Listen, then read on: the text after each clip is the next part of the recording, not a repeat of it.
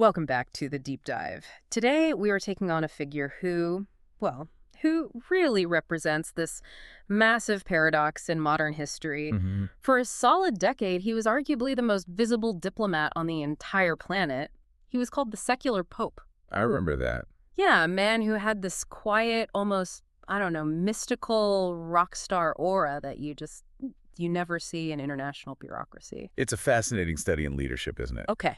We were talking about Kofi Annan, of course, the 7th Secretary General of the United Nations. And honestly, bureaucracy feels like way too small a word for what he was actually navigating. Exactly. And the stack of sources we have for this deep dive is pretty massive. We're looking at a comprehensive biography, career analyses, internal UN reports, and, a ton of coverage of his work after he left the UN. Right. The mission today is pretty specific. We want to unpack how a man from Ghana rose through the ranks, literally starting as a budget officer counting beans, to become the leader of the world's biggest international organization. And not just how he got there, but what he actually did with that power. Because Annan's tenure, which ran from 1997 to 2006, really marks this fundamental shift in what the UN even thought it was. How so? Well, he tried to balance that old, really rigid idea of national sovereignty with a new, urgent focus on human rights.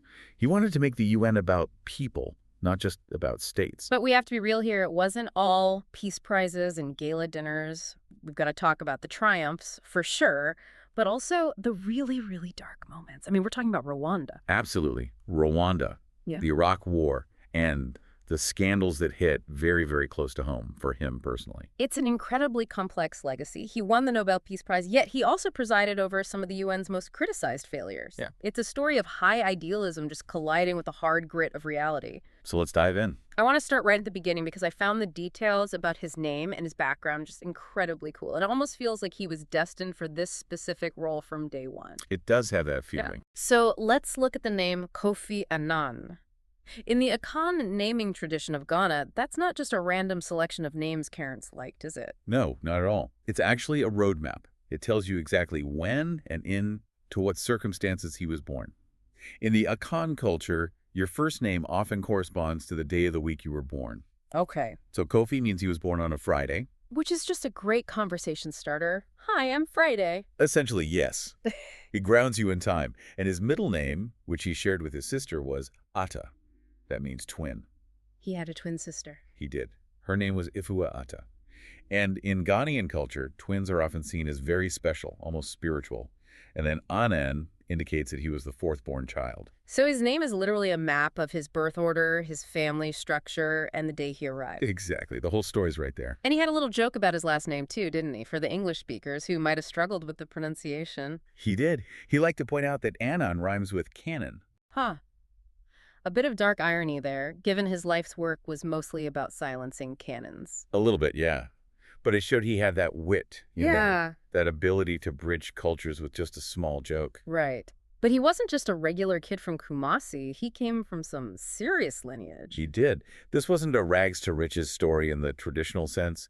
He was born into a Fonte aristocratic family. Both of his grandfathers and an uncle were paramount chiefs. Paramount chiefs. So his father was a provincial governor, too. So you have to imagine growing up, governance is literally happening in your living room. Exactly. He grew up seeing leadership in action, but specifically traditional African leadership. And what does that look like compared to, say, a Western political leadership style? It's less about dictating and more about listening. It involves a lot of consensus building, letting everyone have their say, and then exercising this kind of quiet authority. You don't shout, you synthesize. That explains so much about his style later on. He was never the guy banging his shoe on the table at the UN. But there's this one detail from his school days that it gave me chills. He went to this elite boarding school, Mfantsipim School, and they had a motto that seems like it was written just for him. Suffering anywhere concerns people everywhere. That is heavy for a high school motto. Most schools are like truth and honor or something. This is a moral imperative. It really is. But if you look at Annan's entire career, especially his later doctrine of the responsibility to protect, you can draw a straight, unbroken line right back to that school motto. Wow. It fundamentally shaped his worldview, this idea that you cannot just ignore pain because it's happening across a border, that borders aren't moral barriers. So he finished his school in Ghana, and this is right as the Gold Coast is becoming independent Ghana in 1957, which is a huge historical moment in itself. And then he becomes a true global citizen. A globalist in the truest non-political sense of that word. He starts studying economics in Ghana, but then he gets a Ford Foundation grant to go to Macalester College in Minnesota. Just imagine the culture shock there. I mean, going from tropical Ghana, which is vibrant and newly independent, to the snowy American Midwest in the early 60s. I can only imagine parkas instead of kente cloth. But he thrived. He was known there for being a quiet leader, very good at cross-cultural communication. Then he goes to Geneva for graduate studies, and later, and this is really important for his skill set, he gets a master's in management at MIT. A Sloan Fellow at MIT. As a Sloan Fellow, yes. Wait, so he's got the economics, the international relations, and hardcore management training from MIT. Exactly. Most diplomats are lawyers or political scientists. Annan studied how organizations work, how to manage people, budgets, systems. Plus, he's fluent in English, French, Akan, and a bunch of other African languages. He was basically built in a lab to run the UN. It's interesting you say that because unlike so many secretary generals who are parachuted in from being a foreign minister or a prime minister of a country, Annan was a creature of the system. He started right at the bottom. That is the key differentiator. He started at the World Health Organization in 1962. Doing what? As a budget officer. A budget officer. That's fascinating to me. He wasn't a politician shaking hands. He was literally checking spreadsheets. And that matters. It matters so much. He knew the plumbing of the UN. He worked in the UNHCR, that's the refugee agency. He worked in human resources. He worked in budget and finance. So he knew where the bodies were buried, so to speak. He knew where the bodies were buried, and he knew how the machine actually functioned. He knew that if you want to move a peacekeeping force from point A to point B, you need to know which form to sign in triplicate. But he didn't stay in the back office forever. In the early 90s, things got very real. He was appointed to lead the Department of Peacekeeping Operations, or DPKO. Right. And this is where the star of Kofi Annan starts to rise, but it's also where the scars start to form. This is the crucible. The early 90s were an incredibly chaotic time for UN peacekeeping. You had the end of the Cold War, the Soviet Union collapses, and suddenly all these conflicts that had been frozen were just erupting. Yugoslavia, Rwanda, Somalia. And Annan was the man in charge of the troops. Or more often, the lack of troops. Or the lack of troops, exactly. Let's talk about Bosnia first, because this is the moment where he got this reputation for having real guts. Right. So it's August 1995. The war in Bosnia is just brutal. We've already seen the horrors of Srebrenica. The Secretary General at the time, Boutros Ghali, was on a commercial plane. He was unreachable. Completely out of contact. Yeah, and there was a crisis, and a decision needed to be made right then about airstrikes. Usually, UN officials on the ground had this dual keys system where they could effectively veto NATO airstrikes. Basically, the UN could say, no, don't bomb, even if NATO wanted to, because the UN didn't want to look like they were combatants. Exactly. It was a recipe for paralysis. And Annan, acting on his own authority because his boss was unreachable, instructed the UN officials to relinquish that veto power. Yeah. He told them to step aside and hand the key to NATO. Which allowed NATO to launch Operation Deliberate Force. Yes, and that bombing campaign was instrumental in bringing the Serbs to the negotiating table and eventually led to the Dayton Accords. It was an incredibly decisive move. And the Americans noticed. Oh, they noticed. Richard Holbrooke, the famous U.S. diplomat who brokered the peace, called it a gutsy performance. It really put Annan on a map for the United States. They saw him as someone they could work with, someone who wasn't afraid to use force when diplomacy had run out of road. But then we have to look at the other side of the coin. The absolute tragedy that happened just before this. Rwanda. Well, Rwanda is the shadow that followed Annan for the rest of his life. It is the counterweight to every award he ever won. We've got the accounts from General Romeo Dallaire, the Canadian who was the force commander for the UN in Rwanda. And reading his side of the story is just, it's absolutely heartbreaking. It is difficult to read. Dallaire was on the ground. He saw the genocide coming. I mean, he saw the machetes being stockpiled. He sent repeated faxes, specifically the famous code cable, to Annan's office, the DPKO in New York. And what did he say in that cable? He said, I know where the weapons caches are. Let me raid them. We can stop this before it explodes. And the response from New York, from Annan's department. Don't shoot. They essentially told him to stand down. They argued it wasn't in his mandate. They forbade him from taking any offensive action to seize the weapons. They wanted him to stick to traditional peacekeeping. Observing and reporting. That's it. And we know the result. 800,000 people dead in a matter of months. A genocide happening in real time while the world just watched. It was a catastrophic failure of the international community. Now, to understand Annan's hesitation, and this is not to excuse it, but to understand the context, Right. you have to look at Somalia. Just months before Rwanda, the UN had a complete disaster in Somalia. You might know it as the Black Hawk Down incident. The UN and the US were humiliated. American bodies were dragged through the streets of Mogadishu. So the international community was absolutely terrified of another African conflict. Precisely. There was zero appetite in the Security Council, in Washington, anywhere, for another robust mission. The U.S. was pulling back. So Annan was operating in that climate of extreme fear and risk aversion. He knew that if he authorized a raid in Rwanda and it went wrong, if UN soldiers died. The whole UN peacekeeping system might collapse. He was trying to protect the institution. But in doing so, the institution failed the people it was meant to protect. But later, he didn't make excuses for it, did he? No, and that's significant. 10 years later, he admitted it openly. He said, and I'm paraphrasing, "I could and should have done more to sound the alarm." So he took responsibility. He carried that regret. He acknowledged that while the member states didn't want to send troops, he should have been shouting from the rooftops to shame them into action.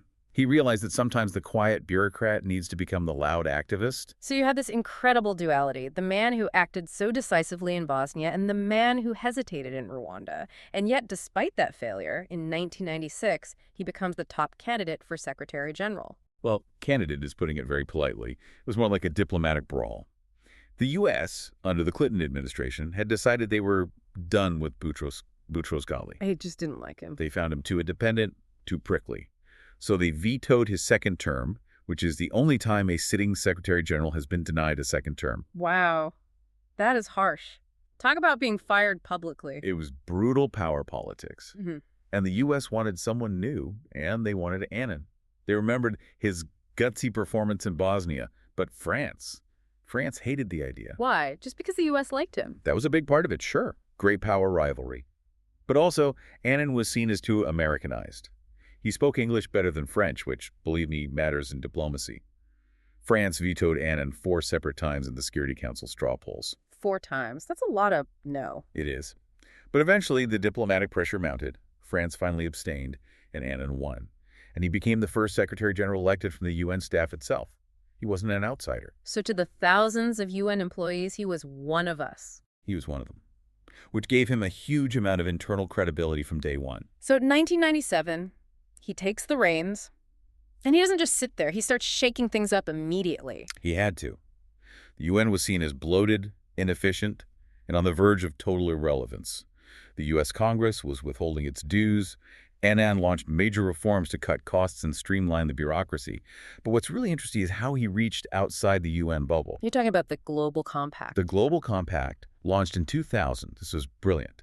He went to the World Economic Forum in Davos, the absolute lion's den of capitalism, and he told the CEOs, "You need to partner with us." And what did he ask them to do? He challenged them to adopt a set of 10 principles on human rights, labor standards, and the environment. That seems almost obvious now, but was it controversial then? Hugely. The left wing thought he was selling out the UN to corporations. The corporations were deeply suspicious of any kind of UN regulation. But Annan bridged that gap. He realized that globalization was the most powerful force on the planet, and the UN needed the private sector on board to solve global problems. And speaking of global problems, there were the Millennium Development Goals, the MDGs. This was his big push to put people at the center. It wasn't just about states and borders and treaties anymore. It was about poverty, hunger, disease, education. The goal was to free 1 billion people from abject poverty by 2015. It gave the entire development world a scoreboard. And AIDS. I remember reading that he took the HIV/AIDS crisis very, very personally. He called it a personal priority. You have to remember, in the late 90s, AIDS was ravaging sub-Saharan Africa, and the global response was fragmented and tragically underfunded. So what did he do? In 2001, Annan issued a 5-point call to action.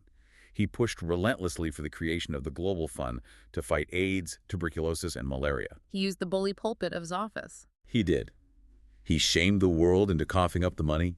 He met with pharmaceutical companies to try and get them to lower drug prices. He reframed public health as a global security issue. And all of this work, the reforms, the focus on people, the HIV work, it all kind of culminated in 2001. It did. 2001 was the centennial year of the Nobel Peace Prize, and the committee awarded it jointly to the United Nations and to Kofi Annan himself. That must have been the peak, the absolute summit. It was the zenith of his career. The citation honored them for their work for a better organized and more peaceful world. He was a global celebrity. And a fun fact, shortly after that, the Asante king in Ghana gave him a special chieftaincy title, Busumaru. What does that mean? It's a title of the highest honor, and he was the first person ever to hold it. So he's a Nobel laureate and an Asante chief. Not bad for a Friday-born twin. Not bad at all. Yeah. But there is an intellectual shift that happened around this time that we really need to unpack. It's the concept of RTP. Responsibility to protect. Responsibility to protect. So this goes right back to his regret over Rwanda. The old UN way, the Westphalian system was. Sovereignty is absolute. What a dictator does inside their own borders is their own business. Annan fundamentally challenged that. He asked the hard question, if humanitarian intervention is an assault on sovereignty, how do we respond to a Rwanda? How do we respond to a Srebrenica? He's basically saying if you're slaughtering your own people, you forfeit your right to be left alone. Precisely. He argued that sovereignty isn't just a right, it implies a responsibility to protect your population. And if the state fails to do that, or is the perpetrator, then the international community has a responsibility to step in. And that became official doctrine. In 2005, at the World Summit, the UN member states formally endorsed this doctrine.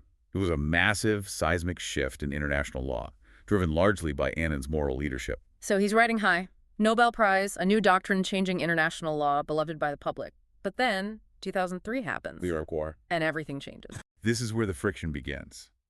And it gets hot, fast. Remember, Annan was the U.S. favorite in the 90s under Clinton. But the Bush administration had a very different view of the world. They were deeply skeptical of the UN. Annan tried to stop the invasion, didn't he? He encouraged the U.S. and the U.K. not to invade without UN Security Council support. He wanted the weapons inspectors to have more time to do their work. But they went ahead anyway. They did.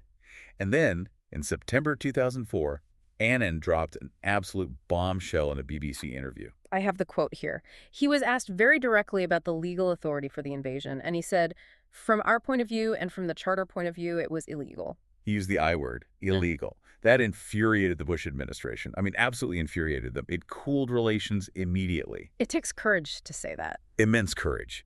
You have to understand, the U.S. pays the lion's share of the UN budget. To publicly state that the war being conducted by your biggest donor is illegal, that cost him a huge amount of political capital in Washington. He went from being their partner to being a thorn in their side. And it feels like after that, the sharks started circling. Because then came the scandals. First, the Oil for Food program. Right. This was a program that was, in theory, a good idea. It was designed to allow Saddam Hussein's Iraq to sell oil, but only to buy food and medicine so that sanctions wouldn't starve the regular Iraqi people. But it turned out to be riddled with corruption. Riddled with it. Saddam was skimming money, kickbacks were everywhere. It was a mess. And it got personal for Annan because of his son, Kojo. Yes, Kojo Annan. Reports surfaced that Kojo had received payments from a Swiss company, Catechna, that had won a very lucrative contract under the Oil for Food program to inspect goods. That looks bad. Even if everything was totally above board, the optics are just terrible. It looked terrible. It smelled like nepotism. And to his credit, Annan appointed an independent inquiry led by Paul Volcker, the former U.S. Federal Reserve chairman, a man known for his integrity, to investigate. He basically invited the toughest auditor in the world to look at his books. We did. And what did Volcker find? Well, the good news for Kofi was that Volcker found insufficient evidence to indict him personally. He didn't catch Kofi with his hand in the cookie jar. So he was cleared of corruption. He was. But the report was scathing about his management. It criticized the lack of oversight. And it found that the head of the program, a man named Benon Seven, had behaved in an ethically improper manner. So Kofi wasn't corrupt, but he was the captain of a ship where corruption was running rampant. Exactly.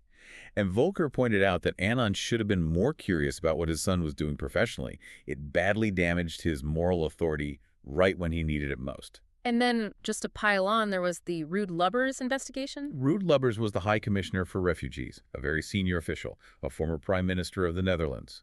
He was accused of sexual harassment by a female staff member. An internal UN report found him guilty. And what did Annan do? Initially, he cleared him. He said the accusations weren't legally substantial enough to warrant action. Yikes. That does not age well. It didn't sit well then either.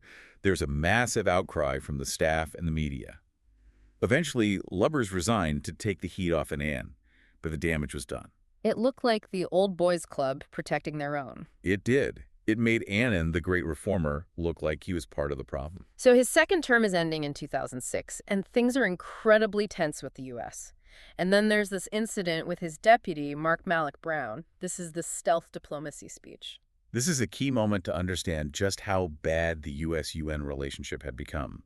Mark Malloch Brown gave a speech where he criticized the U.S. for using the UN by stealth. What does that mean? He was basically saying, you Americans use us when you need a diplomatic tool, but then you let your domestic politicians, he specifically mentioned Rush Limbaugh and Fox News, trash us in the media without ever defending us. He called out the hypocrisy. He did. And the U.S. ambassador at the time, John Bolton, who was a fierce critic of the UN, called Kofi Annan immediately. And Bolton said, I've known you since 1989, and I'm telling you this is the worst mistake by a senior UN official that I have seen in that entire time. Wow. Worst mistake. It just shows you how poisonous the relationship had become. When Annan gave his farewell address in late 2006, he specifically called for the U.S. to return to multilateralism, to be a partner, not a dominator. It was a plea to remember the Truman era when the U.S. built these institutions. So he leaves office on December 31st, 2006. He's 68 years old. Most people would go play golf, write a memoir, maybe do some gardening. Not Kofi Annan. No, he becomes this elder statesman. And I mean that literally he was the chair of the elders, the group founded by Nelson Mandela. He couldn't just retire. His phone kept ringing with crises. And his post-UN career is actually a perfect microcosm of international diplomacy. One clear success, one frustrating failure, and one tragic catastrophe. Okay, let's start with the success. Kenya, 2008. This was Annan at his absolute best. Kenya had just held a presidential election. It was disputed. Violence erupted between the supporters of President Kibaki and the opposition leader Raila Odinga. And it was getting ugly, fast. It was ethnic violence, right? Yeah, we're talking about machetes in the streets, burning tires, people being pulled off buses because of their ethnicity. It was spiraling into a full-blown civil war. Then Annan flies in. He led the panel of eminent African personalities. And he got Kibaki and Odinga into a room. And this is the legendary part. He kept them there for 41 days. 41 days of negotiation. It was a marathon. He used that soft power, that immense patience, his status as an African elder. He just wouldn't let them leave until they had a deal. And in the end, he got them to sign a coalition government agreement. He literally stopped a civil war. That's incredible. It shows that sometimes you just need the right person in the room, someone both sides respect too much to say no to. But then there was Syria. 2012, the early days of the Syrian civil war. The UN and the Arab League appointed Annan as the joint special envoy. He came up with a 6-point peace plan. It had all the right things: a ceasefire, political dialogue, humanitarian access. It looked good on paper. But neither side actually wanted peace. Assad wasn't going to step down, and the rebels weren't going to stop fighting. And crucially, the UN Security Council was completely paralyzed. Wow. Russia and China were blocking resolutions against Assad. The West was demanding he go. Annan was stuck right in the middle of that gridlock. He resigned after just 6 months, didn't he? He did. He blamed the intransigence of the parties on the ground and the finger-pointing among world leaders in the Security Council. Yeah. He basically said, I can't want peace more than the protagonists do. It was a bitter failure, but it wasn't really his fault. The world simply wasn't united. And then the tragedy, Myanmar. This one is tough because it happened right at the very end of his life. This is 2016.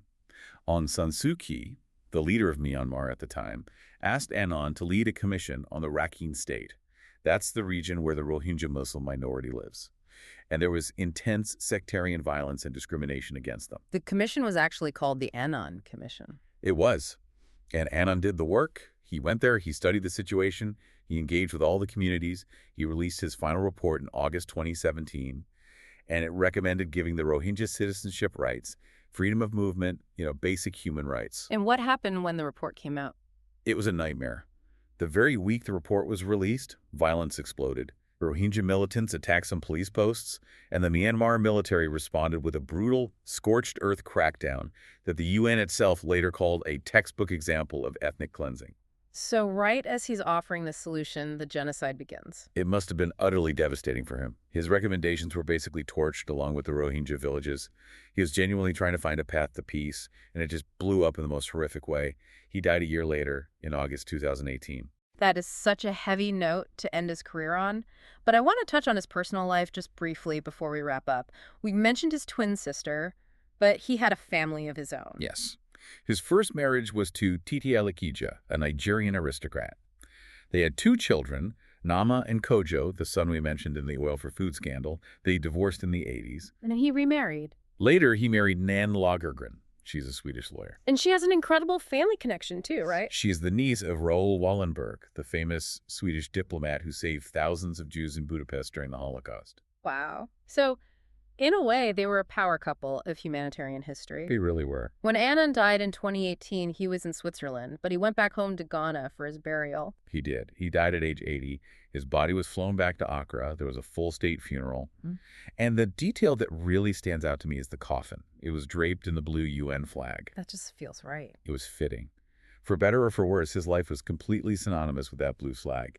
He was buried at the new military cemetery in Accra with a 17-gun salute. So as we look back at this whole deep dive, how do we sum up Kofi Annan? He was a deeply complex figure. You can't just paint him as a saint because of the failures in Rwanda and the scandals, but you absolutely can't deny his greatness either. He took the UN, which is really just a forum for states, and he tried to make it an advocate for people. We the peoples, right? That's the opening of the UN Charter. Exactly. He tried to shift the focus from the rights of kings and presidents to the rights of the average person. He challenged that core idea that a government can do whatever it wants to its own people behind the shield of sovereignty. And that legacy, the responsibility to protect doctrine, is still debated and tested today. It is. And here's a thought I want to leave you with. In his farewell address in 2006, Annan warned of 3 massive problems facing the world. An unjust world economy, world disorder, and widespread contempt for human rights and the rule of law. That sounds painfully familiar. It does, doesn't it? He called those out over a decade and a half ago. Look at the world today. The polarization, the inequality, the disregard for international law. The question is, did we fail to heed the warnings of the secular pope? And in a world that is getting louder, more nationalist, and more aggressive, is there any room left for the Annan style of quiet, dignified, consensus-building diplomacy? Or has that era passed us by? Something to think about. That's it for this deep dive into the life of Kofi Annan. Thanks for listening, and we'll catch you next time.